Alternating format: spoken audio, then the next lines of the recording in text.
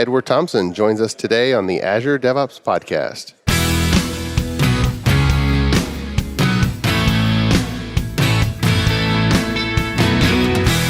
The Azure DevOps Podcast is a show for developers and DevOps professionals shipping software using Microsoft technologies. Each show brings you hard-hitting interviews with industry experts, innovating better methods, and sharing success stories. Listen on to learn how to increase quality, ship quickly, and operate well. And now your host, Jeffrey Palermo.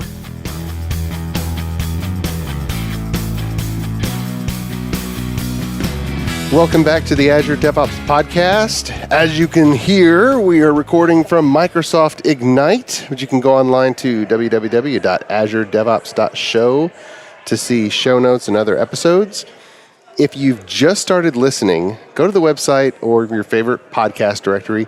We have episodes with Buck Hodges, the engineering manager for Azure DevOps Services. We have Donovan Brown, cloud DevOps advocate. And we have Sam Guggenheimer, product owner for all of Azure DevOps product line.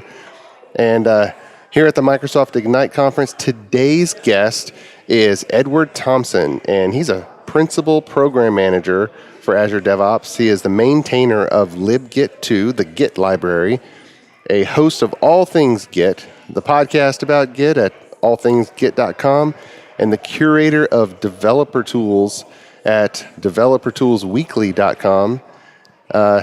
Edward, you can feel the excitement from the expo hall all around us. How are you, sir? Yeah, I'm great. You can feel this excitement, and I'm sure the listeners can hear it. It's there's a lot going on around here, and we're in the quiet area, right? This is the podcast area where they try to keep it quiet, but man, there's a lot of stuff going on. How many steps do you have today? Oh, you know what? I don't record those. I don't. I got a real watch. Yeah, I just can't wear watches. For years, I just don't have anything, so I don't know how many steps, but all I know is my feet hurt. I'm telling you, this convention center is huge. Yeah. So your calendar was completely clear today, so you've had a lot of rest, right? I'm totally clear, yeah. It was supposed to be a light day. I was going to work on my talks. I was going to, hang out at the booth and talk to people. But in fact, I set up the booth this morning and then I haven't been back. So I've had customer meetings and talking to other, people within Microsoft. It's been a busy day. I'm glad to sit down though. This is great. Yeah, the chairs, hey, not bad. Yeah. Not bad for a podcast studio. That's right. So, yeah, it's nice. The sessions... This convention center here in Orlando is massive. Oh, man. And we have the expo hall and the community areas and the product booths. One thing that's really awesome, there's people taking certification exams for half price here at the conference. And awesome. So that's pretty cool. I mean, you cannot do it all here. You have to pick. No, you cannot do it all. You absolutely cannot. There are so many great sessions. There are so many great things going on around us. Like you mentioned, the certifications, the expo. Channel 9 is filming over right out, Yeah, we're watching Channel 9. We're watching a live show on Channel 9 right now. Yeah, so Ignite is just a massive event. There's so much going on. It's incredible. Well, for the listeners who might not be as familiar with you, how's your journey been? How did you land at Microsoft and in the role that you're currently in? Oh, wow. So I landed at Microsoft, but not even remotely in the role that I'm currently in. So I worked with a couple of, who are now my really close friends, at this tiny little startup called Teamprise. And Teamprise was, 10 years ago, we were building a cross-platform client, I guess, for what was then Team Foundation Server. And so I worked there with my buddy Martin, who's now my boss, surprisingly, and my buddy Shaw, who... And that's Martin Woodward. Martin Woodward, yeah, who you'll need to have on the show at some point. I will. You listening, Martin? Yeah, I will. Exactly. And my buddy Shaw, we worked for Corey. This was such a tight little company. We were just a really small ragtag group. And Microsoft ended up acquiring us. So they brought in, Martin, me, and Shaw into Microsoft, and Corey was there for a year. And so I could not believe that we ended up there. To go from a company that is, 10 people to a company that is Microsoft was just mind-blowing. And so I was a software engineer there. And I did that for a number of years. We did a lot during that time that I'm really proud of, really excited about. But at some point I realized, I looked around and I missed working at a startup. So I left, I went to GitHub, I was a software engineer there for a little while. And then I realized that what I really wanted to do was maybe take a step away from writing code on a day-to-day basis as what I did. And so I came back to Microsoft as a program manager. And so that's how I ended up in my current role. Awesome. That's quite a journey. I do remember everybody used Teamprise. It seemed like it. It was obvious. Of course, Microsoft should acquire it. Yeah. It wasn't so obvious for us. We were sitting there, we were at startup. Some days we're like, what does our future even look like? Will we be able to survive? What if Microsoft decides to do this themselves? Will they just put us out of business? Yeah. But no, I think in retrospect it probably was obvious. Honestly, just to have those people within Microsoft, like Martin, was one of the people responsible for open sourcing .NET and bringing Git into Microsoft and all these things. So, the acquisition might have been worth it just for Martin alone. Mm-hmm. So it's in retrospect, yeah, I think it's obvious, but at the time, it felt anything but obvious to us. Gotcha. Now, this the work that you've been doing with Git, did that precede you joining Microsoft? No. So that all started with Git at Microsoft, but when Teamprise was acquired, so here's a strange little organizational thing. Teamprise was part of another company called SourceGear. SourceGear builds version control software. That's what they... And SourceGear Vault is what they got famous for. Yeah, and Source Offsite before that. And while they were working on... while Teamprise was working on Teamprise, SourceGear was working on a product called Veracity, which is a distributed version control system and distributed bug tracking system. So I actually started getting familiar with distributed version control before Teamprise was acquired by Microsoft. But then I kind of put that on hold. Wasn't really working on anything remotely related to that while I was at Microsoft for the first couple of years. And then Martin looks at me and he's like, we need distributed version control in Visual Studio Team Services and in Visual Studio. And I was like, nah, what? That's crazy. And so we thought about it for a little while, and that's when we started paying attention to Git. We thought about doing our own thing. We thought about Mercurial. We thought about Git. And ultimately, we started realizing that Git was taking over. Mm-hmm. And indeed it did. So that's when I started really paying attention to Git. Yeah. And Git really has taken over. If you're actively working on software today, there's not many reasons why you wouldn't store your code on some Git server somewhere. Yeah, it's crazy, isn't it? The last Stack Overflow survey, I think 90% of professional developers use Git. Mm-hmm. Maybe not exclusively. Maybe they, still use, I don't know, some legacy system or Team Foundation version control or, Mercurial. But yeah, at some point they interact with Git. It's crazy. That's right. And I remember doing some projects where we actually went from Subversion to Mercurial. We bet wrong. Yeah. I was like, okay, which one of these is gonna play out here? Right. Bet wrong. And we wouldn't a year before we realized, oh yeah, okay, Git's actually getting more traction. And you can be forgiven for that because at the time, using Git on Windows was just painful. Command line only. Oh yeah, absolutely. Until Tortoise Git came around. Right. Command line only, A, and B, until like the Git for Windows installer and would bootstrap this system for you, you either had to, I don't even remember, but it involved like many manual installation steps. You had to either decide whether you wanted to use MSys or Cygwin and then set that environment up. It was not cool. So Git for Windows really changed all that.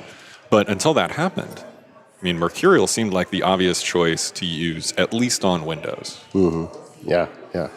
And with that, we'll take a word from our sponsor. The Azure DevOps Podcast is sponsored by ClearMeasure, a software engineering firm and Microsoft Gold partner, empowering development teams to be their best. ClearMeasure equips developers with the DevOps tools, methods, and automation necessary to focus on building their applications, rather than wrestling with builds, deployments, or environments. Click clear-measure.com to see whether a DevOps implementation is for you. All right, back here with Edward Thomson. So, libgit, what's all that about, and what the heck is it? Yeah, it's actually libgit2, and the 2 is important because... Well, what happened to libgit 1? See, and that's why the 2 is important. So what happens is when you build Git, when you run make, when you clone the Git repository, Git itself, and run make, what it'll do is it'll build a static library of some of its commonly used functions. And of course, that's called libgit. And so Git is, in the Unix tradition, a bunch of independent tools that talk to each other. And so that's why that library exists. And it's really just for the Git tools themselves. You can't, as an application developer, link into that easily. libgit2, however, the idea is to take all of the Git functionality and put it into a library that, as an application developer, you can use. And so that's it's the next step of a linkable Git library. And so, various products use libgit2. You've got, GitHub, for example, and Azure repos.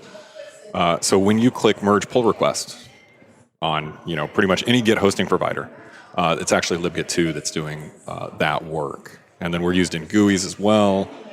Git Kraken and Source Tree both use libgit2. The Gmaster client uses libgit2. So a lot of people are actually interacting with libgit2 on a day-to-day basis. In fact, probably every Git user somehow or another uses libgit2, even if they don't know it. So that's libgit2 in a nutshell. And is that where enhancements came that were required? We've heard from the Windows team to be able to use Git and all these other massive repositories, or is that a different place? So interestingly, that's a different place. All of those contributions went back into Git, the command line, so that they didn't have to go into 2 different places. Okay. Because you've got to have the Git command line for developers, right? Even if you don't like the command line, you've probably got to drop to it at some point. So all of the enhancements in scaling Git up to the Windows repository had to happen in Git itself. So they actually haven't made it yet to libgit2 or any of the other Git libraries. There's one for Java called JGit. But that's something that I'm interested in seeing happen. Okay. So we have Azure repos, and some number of years ago, I forgot how many years ago, Git has actually been part of the product, right. VSTS, but it's been enhanced greatly to support really large and massive repositories. There's really not. Can anyone say that their source code won't work with Git these days? That's a good question. I think that there are probably some workflows that still are high friction. I was at GDC, the Game Developer Conference, earlier this year, and seeing some Did you win? The only way to win is not to play. I talk to a lot of game developers, and a lot of them have workflows that a centralized version control system still makes a lot of sense for. Something like TFVC, especially around artwork, because A, they're big, and B, you want exclusive locks on that because you can't merge them. And so if I'm editing, I don't know, a movie that gets played like in the splash screen when you're during the loading of the game or something like that, I want to make sure that I can exclusively lock that file. That way, somebody else doesn't try to make an edit to the movie and save it, because you can't merge that. And one of us just lost a lot of time. So that workflow is still, it doesn't need to be centralized per se, but the locking is really important. So, okay. And you can get some of that with Git.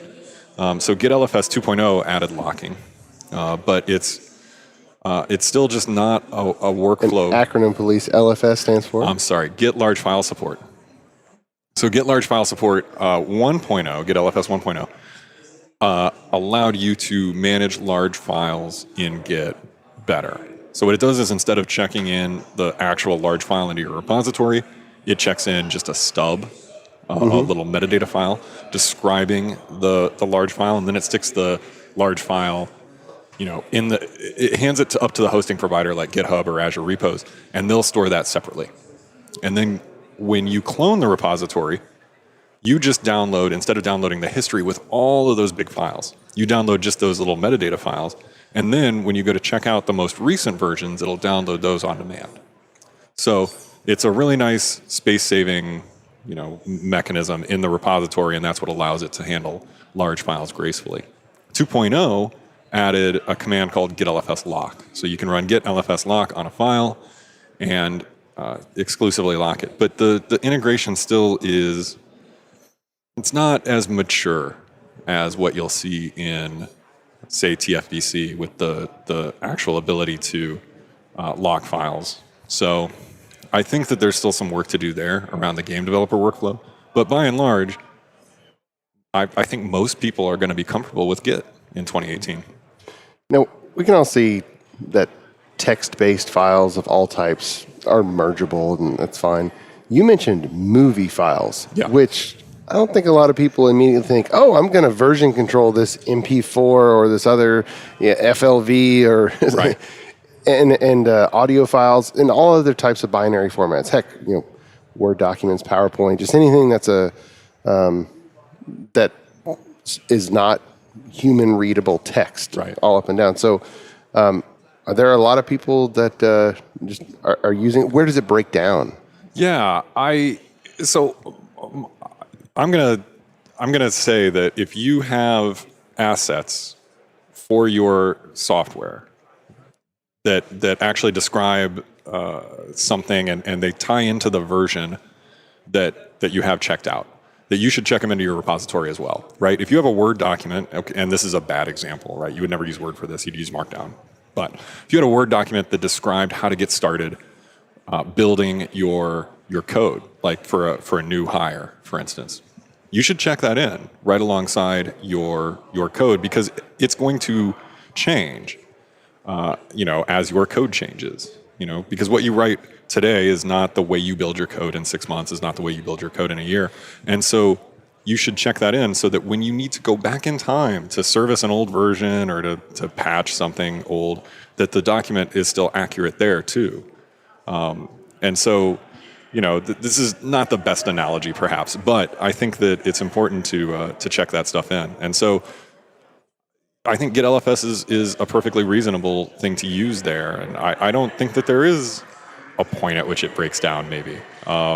Is there a file size you can think of that you have worked with that's kind of large, just for perspective? Yeah, I don't know what large... So large is... Well, PowerPoint files can be 30, 40, 50 megabytes. And then, of course, video files are just a whole other tier on top of that. That's right. So, interestingly, it's not really the size of the file per se. It's how often it changes. So if you have one movie file and it's never going to change, you can actually just check that right in, because you always need it to build. If you have a 1 megabyte PNG, but it changes every 30 minutes, then you do not want to check that in directly. Okay. Because, so it changes what did I say, 30 minutes, twice an hour? If it changes that often, is a human really changing it or an automated process? Surely it's an automated process. Right. Right. And so that's a little annoying to begin with. But, just as a hypothetical. Okay. So what did I say, 30 minutes? So that's 2 megabytes an hour going into your repository. So every day you're adding an additional 48 megabytes to the time it takes to clone that repository. So Git does not diff or somehow partialize those files? It will, actually. So it won't in terms of the repository format, but Git will create what's called a pack file. And that's how, when you run git clone, the server will generate a pack file, quote unquote, and send it to you. And you can think of that as just an archive of all of the files, and it does diff between them. So it will do binary deltaing inside of that. So you'll get some space savings. But a PNG, for example, probably doesn't have much in common with its previous version. Okay. So it's really a poor candidate for doing binary deltas. And so, right. So as you change that, you're going to really add to the time it takes to clone the repository. Okay. So the frequency of update. Now, okay, here's the hotspot one. NuGet packages. Right. So, just looking at our customers and how frequently they update, they certainly, update every few months if it's active, in some other library revs. But other than that, they just sit there. So, but yet the default tooling in Visual Studio is to not commit them and just pull them down from NuGet every time. Right. What do you guys do internally? We recommend that you don't check in your NuGet packages, and we don't. Okay. So we actually have our own private NuGet servers that we restore from. That's kind of a... There's a couple of reasons for that. One, we produce our own NuGet packages that we consume. Two, we want to avoid hitting the internet for NuGet packages too often. NuGet's pretty good, but some package managers are not ideal when it comes to security, maybe. And so we want to make sure that we are installing known good NuGet packages instead of just downloading them from the internet every time. You've seen people breaking into packaging servers and putting malicious packages up. And so this is just another step in making sure that doesn't happen. Okay. Is that a packaging line of reasoning, or is it a source control and what things should go in and what things should not? Right, both. So the primarily it's a source control one, though. We don't think you should commit your NuGet packages. They're big and they change a lot. Well, ours are big. We have a lot of them for building Azure DevOps, and they change often enough that it would bloat the repository. Our repository is pretty big already. It's not Windows big. We don't have 4,000 people working in it every day. But it is, pretty big. It takes a little while to clone. I want to reduce that as much as possible. Okay, got it. All right, so the decision then is the frequency of change. So someone has an individual Visual Studio app, heck, it can be their WPF app that they've been working on for a while, or a brand new .NET Core app. Of course, the defaults kind of push them that way. It's true. Yeah. But, you've got to be online when you do a build then, that first time at least. Right. Yeah. So it's not ideal. We used to talk about developers working on airplanes. I don't know what the offline scenario is now, because most airplanes have internet today. It's crazy. Yeah, I've taught some classes, and I've been known to say that you should be able to clone the repository and put it on a laptop, ship it to the moon, and the private build should work. Okay. I understand that thinking. And so that there are a certain number of category of things that kind of would break down. Shoot, a shared database server, which some teams are still using. Well, that's another barrier. Right. Anything that could be an anomaly that's outside of the control of your own workstation. I'm sympathetic to that, because I want a low friction getting started experience as possible when I'm working in a new repository. If I clone the repository and it doesn't build, I'm probably going to walk away, right? Unless it's my job, and then I guess I've got to figure it out. But on an open source project, if I'm like, oh, wouldn't it be neat if it had this feature? Oh, it doesn't build. We're done here. So right. I'm really sympathetic to what you're saying. However, I'm still going to recommend that you don't check in your NuGet packages. Right. So some of the I'm a consultant, and some of the different types of software that we've gone in to look at, a storied past. It's been around the block. It's so many, and there's JavaScript files and image files and icons and other things, and it's a big repository. And so you clone it for all kinds of different reasons, and it's just a lot of data. And then this new feature in Azure DevOps Services, and I don't remember when it popped up, there's a little checkbox that says how deep, how many commits back do you really, the shallow, the shallow clone, which is really, really nice, because in order to build it, you don't need all the history from the beginning of time for that repository. That's right. When did that come about? I don't remember, actually. This is in the build definition description. Is that right? Well, it is, but I'm sure it just taps into Git's shallow right. clone feature. That's right. Yeah, I don't remember. I know that there was an option to, I think in my head, I remember seeing an option that was either shallow or not. I don't remember the actual dialog box, so I don't remember exactly when that came into play. But yeah, some repositories are really well served by doing a shallow clone. It's a little bit, it can be tougher to work with as an end user with that repository on your computer. Oh, sure. But for instance, the build server. Yeah. If you're really going for build time, I mean, how many commits do you really need just to run the build? Probably one. Exactly.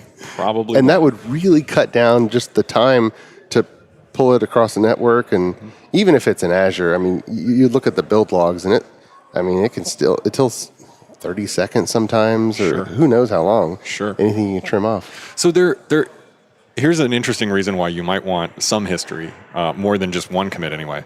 And that is tools like Git version that will create the version number for you from the branch that you are on. Okay. So it can figure out how far away you are from, say, I don't know, the v2.4 branch, and it will decide that, oh, this is v2.4, build number 42. It's like, oh, wow, that's pretty clever. So you do need a little bit of history to do that. And I make use of that in a couple of my open source projects. And so that's kind of neat. Okay. So Microsoft is soon going to own GitHub as well, and Azure repos, you can have an unlimited number of Git repositories even for a single project. So what are the big things that you're really thinking about in the overall product team to push forward the state of the art with the Git engine? Yeah, that's a great question. So I think Azure repos is, that's such a great question that I don't even have a good answer.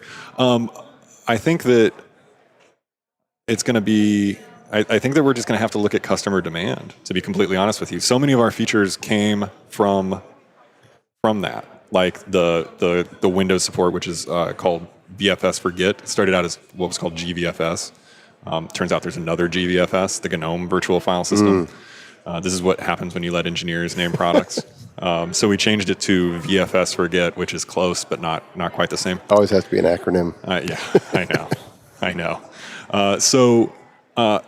And that just was born out of need and customer demand. That customer happened to be Windows, but I think that we'll see more like that. So we'll see more, especially around VFS for Git. We're right now working on Mac support for that, because the Office team also has a giant repository and they want to adopt this, but they build, the Windows team, it turns out, only builds on Windows.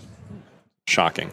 The Office team has a cross-platform app, both, a Mac OS app, and then they also have Android and iOS apps. Mm-hmm. So they need VFS for Git on Mac OS and Linux. So that I see that as perhaps the most powerful or the biggest piece of functionality that we'll be working on in the immediate future.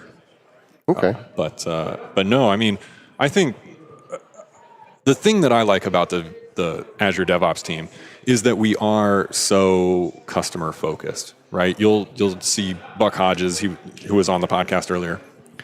He's on Twitter. He's interacting with customers. He's listening to customers, and Buck is the director of engineering, right? So he really sets the tone for everybody within the organization. And I think Brian Harry did that before as well. And so I think we're really a customer, maybe more than focused. Maybe we're a customer-obsessed team. And so I think that that's what's going to drive the next set of features. Yeah, well, the group is definitely customer focused, just the transparency coming out of it. And what's being worked on next is pretty interesting. I'm a part of the MVP program and on the NDA lists, and I hear about ideas that might happen, might not, but right. So really great communication from the team and really aggressive roadmap too. Yeah, I'm excited about it. I like aggressive roadmaps. Yeah. So you also work on Developer Tools Weekly. I do. Tell us about that. I do. So I realized that the amount of time I actually do spend talking to customers, I was learning a lot about other developer tools, and so I decided to make a newsletter. So every week, unless I forget, like apparently I did last night, every Monday. Uh-oh. Turns out this week it's Tuesday. Whoops. Hey, good enough. I send out a newsletter with some of the interesting news articles that I've come across, because the developer tools space is really, I think, fascinating, and it's certainly empowering. It's things that we need to know about on to do our jobs. And so I also came up with this because I have a podcast about Git. It's All Things Git is the name of it. And I realized that what I was really doing was talking to other people about developer tools. And so that kind of, I was like, wow, if I could go back and do it all over again, my podcast would be really more about developer tools. And so then I decided to create a newsletter instead. I don't like sleep, it turns out. I just like drinking coffee. So I have time for these things. And so it just shows up in your mailbox. There's interesting stories. There's always interesting stuff going on in our industry. So you sent one out this morning or Tuesday. Yes, I did. And what kinds of things did you include? Well, so I take a very broad view of what a tool is for a developer. Let me give you an example. The code of conduct in the Linux kernel. Mm-hmm. See how many people like it? That's right. So Linus Torvalds created Linux, created Git, and in the Linux kernel mailing list, which is where the discussion happens for patches, right? They don't use GitHub. They don't use a pull request workflow. Mm-hmm. You create a diff and you post it to the mailing list and it gets discussed. Okay. And it has not always been the most polite or nice place. And Linus has always suggested that was good, or at least okay. He always said that he would not change his behavior just because people were getting offended by it. So he enjoyed the candor. Yeah, he sure did. So you can, Google this and you can just find some explosive rants where he calls people names, and he's always resisted any change to that. But recently he adopted a code of conduct. He decided that maybe he needed to learn better how to interact with other people. I think you should. I linked to it. You can pull it up and you can find the link to his exact words. So I don't want to put any words into his mouth. So I'll just say read what he said. But then it added a code of conduct, and I think that was a pretty monumental change for this workflow, for this place, this part of developer everything. I mean, how many people don't use Linux today? Even Windows runs Linux. It's crazy. Mm-hmm. Right. So yeah, that was one of the articles, was digging more into that. Okay. Awesome. Yeah. Well, shoot. Codes of conduct. That kind of makes sense. I was walking right by the Microsoft Ignite code of conduct out there in the hallway. Right. You think, is it common sense? Maybe not. It's, yeah. For most people, it is common sense. It absolutely is. But then if ever anybody decides to step over, not decides or does, they do. If anybody steps over the line, you need to have this written down so that you can actually do something about it, right? Because otherwise, what do you do? As an event organizer, you need to have the rules set so that you can then enforce them. So it's because it's not, yes, it is common sense, but not everybody has common sense. Not everybody has behavioral patterns that are healthy in a large group. Yeah. So All Things Git, your podcast. Yes. Not just people can probably search in their favorite podcast directory. That's right. What kind of format and what kind of information can people find there? So by and large, it's an interview format. I want to have guests on to talk about what they're doing with Git, what they're building around Git. So we've had people on who build GUIs for Git, from the GitHub desktop application to Tower, which is a GUI that I am quite fond of, to Git Kraken, which is another GUI that I'm quite fond of. I think that they're all great. And people who are building new features into Git or using Git for education. One of the most interesting ones in recent memory is we interviewed a guy that found a security hole in Git. So yeah. So we talked about how he found it, how the Git community responded and patched it. And so there's a lot of that, and then there's a little bit of how Git works kind of under the hood. Martin Woodward, who we mentioned earlier, is my co-host, and so one day we couldn't find anybody to interview because I slacked. I admit it. I kind of put that off until it was too late, and then so we just talked about how merging works in Git, and it turns out that a lot of people liked that. So, oh yeah, definitely. So the format's a little bit all over the place. It's what I decided to do that day, but I enjoy it nonetheless. So when I'm sitting here across the table with a huge mover and shaker in the Git area of Azure DevOps Services, I can't close the podcast without asking just some questions that lots of teams they're continuing to ask. And while there's certainly massive software systems at big companies, there's thousands and thousands of small teams at mid-sized companies that have a Visual Studio solution and or they have a handful of applications, but they're not these massive ones. And they're constantly looking for rules of thumb, or when would I not? So the first one is, okay, branching strategy. When should I just use feature branching versus when should I use Git flow versus what would drive me to master-based development? And in my situation, what are just the simple rules of thumb to help them choose? I would urge everybody to just use a trunk-based branching strategy. You don't need Git flow. So my thinking on Git flow is that it was kind of built as a crutch around a lack of good tools. If you don't have a good CI/CD pipeline, all of a sudden having a production branch and a develop branch and a master branch might make sense, so that you can stabilize in one. If you have better tools, you may not need that stabilization branch at all. You can shift left the whole process of validation. So I would, and certainly it's simpler with you when you just have one branch. So I would urge everybody to just do the simplest thing.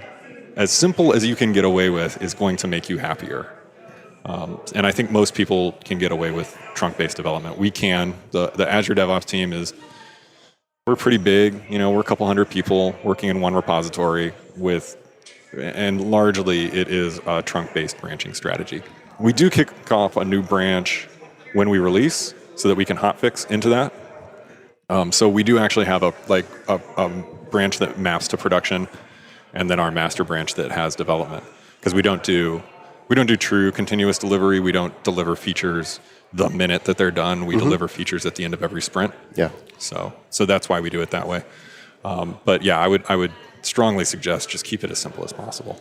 So in that paradigm, is there no such thing as a pull request because there's no branches? No. Right. That's a great question. We do pull requests. We don't push directly into master. So we'll spin up what we call topic branches. Okay. The difference between a topic branch and a feature branch is entirely semantic. It's Bob's branch. It's Edward's branch. That's right. What you're talking about? Yeah. Exactly. Okay. Exactly. But the idea is, when we talk about it, we often say that feature branches are bad, meaning they're very long-lived. And so that's the difference between a feature branch and a topic branch. Gotcha. It's a semantic word game. I apologize, but yeah. So we'll spin up a topic branch. It's very short-lived, and we pull request it into master as soon as it's done. Okay, so you do branch off of master. Some people work, and then when they think that they're done, they've committed some number of times, they'll do a pull request. That process will happen, then it gets approved, and you suck it into master, and now it's in the mainline build process. Exactly. Okay, so are you suggesting that the destination for people is trunk-based development with just short-lived feature or topic, whatever you want to call them, branches? Now, what about the clients that don't have any automated testing and perhaps don't even have an automated build beyond compiling? Wow. Now, is it just that they should look forward to that and get those things in place as fast as possible? Because they're probably trying to do a code freeze, and so they use branching to attempt to do that. Everyone's searching for those quality controls, and what you're saying is, in the lack of maturity, in the lack of the DevOps automation, people reach for whatever they can reach for to attempt these quality control tactics. That's a great summary. Yeah, I think that you should not throw the quality away, right? So if you're using branches in order to, I don't know, to try to keep your quality high, I think that that's a laudable goal. And so you should not just, throw that away because I said to use trunk-based development. Well, they might do a code freeze so that they can push something to the QA server without changing it out from under them. Right, exactly. People do that. I think that they should keep doing that for now. I think that they should indeed invest in some quality continuous integration and testing into a pipeline. And once they've done that, then I would suggest a trunk-based branching strategy. But yeah, don't just throw away the quality for now. Okay, well that's good feedback.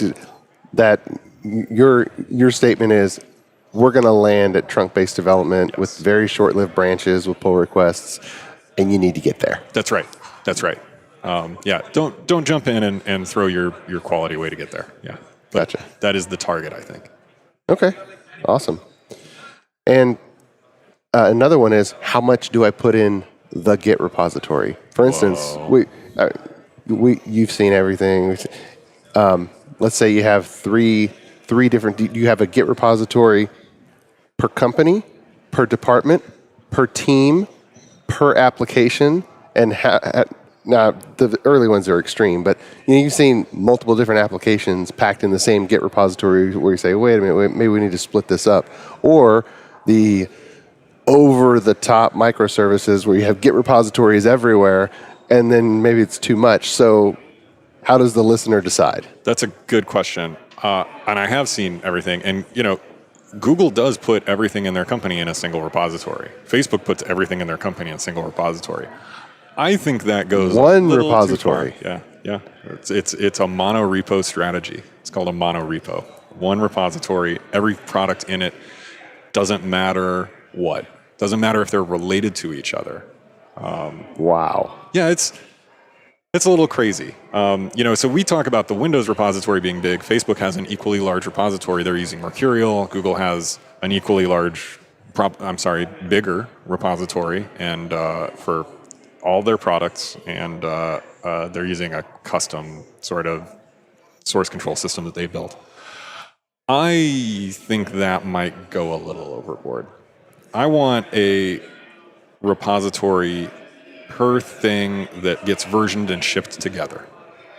So if you have, let's say, a back-end service and a front-end service, I think putting them in the same repository is perfectly fine, because you're going to iterate them together and ship them ultimately together. If you change the API on the back end, you're going to need to change the front end to talk to it. It's so much easier if they're in the same repository versus trying to simultaneously rev these two separate repos. That's really when painful. Really they go together. They go together.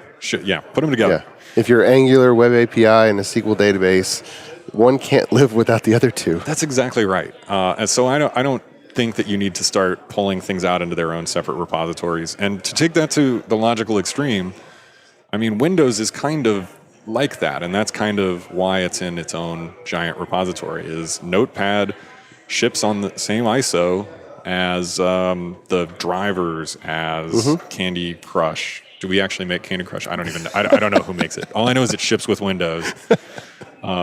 So there's some description of how to get it into the build. And so I think that should all go together. Yeah, why does it ship with Windows? Scott Hansel made a point this morning in breakout session to show his Windows 3.1 file manager running on Windows 10. Awesome. I love it. So, well, that's awesome. Those are some big topics that every kind of team asks over and over again, and they come up with all kinds of different answers. And I think Buck shared that, Buck Hodges, he shared that all of Azure DevOps Services was they tried several things and then ultimately merged back into, or you guys merged back into a single Git repository instead of several. That's right. And just in the last year, right? I've only been back for a little over a year. Okay. So it's been in one since I've been back. Gotcha.